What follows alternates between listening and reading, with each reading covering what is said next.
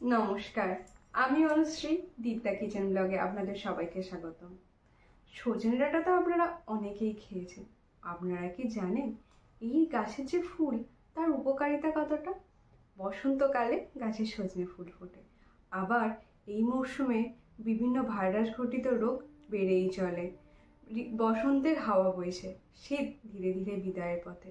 এই ঋতু বদলানোর সময় নানান ধরনের রোগ শরীরে বাসা বাঁধে। এই সঙ্গে সঙ্গে বসন্তের রোগ বা চিকেন পক্সের মতন রোগের প্রকোপ বেড়েই যায়। বছরের এই একটিমাত্র সময় বাজারে সজনে ফুল পাওয়া যায়।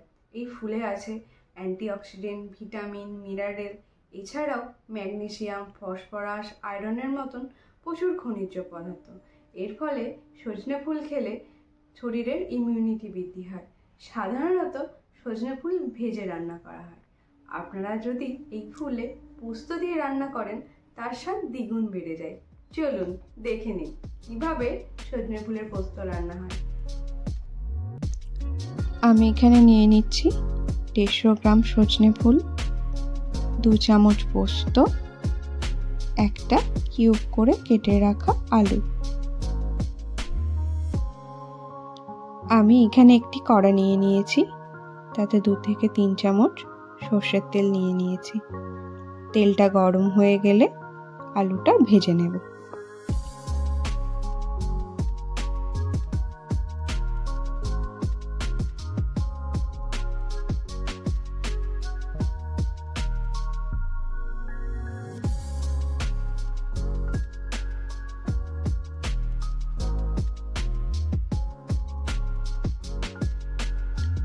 আলুগুলো লাল লাল করে ভাজা হয়ে গেলে একটি পাত্রে তুলে নেব।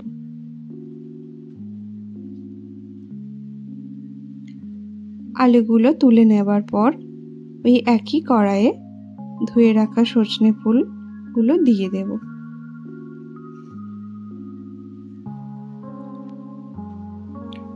সজনে ফুলগুলো হালকা করে ভেজে তার মধ্যে 1/2 চামচ নুন আর 1/2 চামচ হলুদ গুঁড়ো দিয়ে দেব।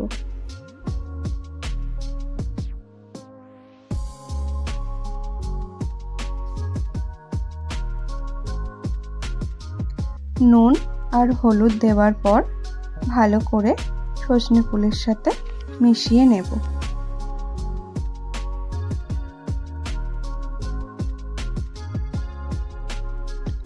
মিশিয়ে নেবার পর ভেজে রাখা আলুগুলো দিয়ে দেব। আলুগুলো দেওয়ার পর ভালো করে মিশিয়ে পরিমাণ মতন জল দিয়ে দেব।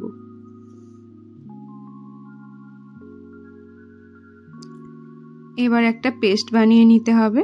নিয়ে নেব 2 চামচ পোস্ত, 5টা কাঁচা লঙ্কা।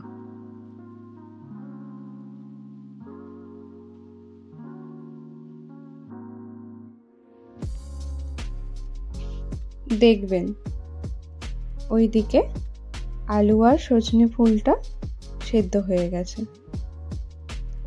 ভালোভাবে আলুটা নাড়িয়ে পোস্ত আর কাঁচা লঙ্কার পেস্টটা দিয়ে দেব। ভালো করে সবটা মিশিয়ে নিতে হবে।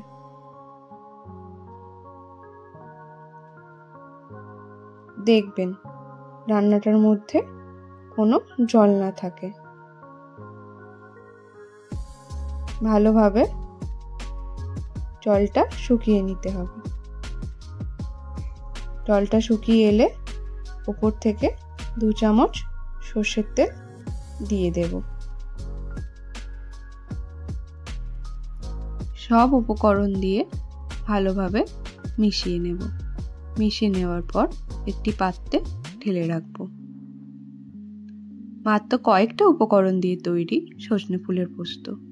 আমার এই রান্নাটি যদি আপনাদের ভালো লাগে অবশ্যই কমেন্ট করে জানাবেন। আমার channel Dipta kitchen blog like আর সাবস্ক্রাইব করবেন।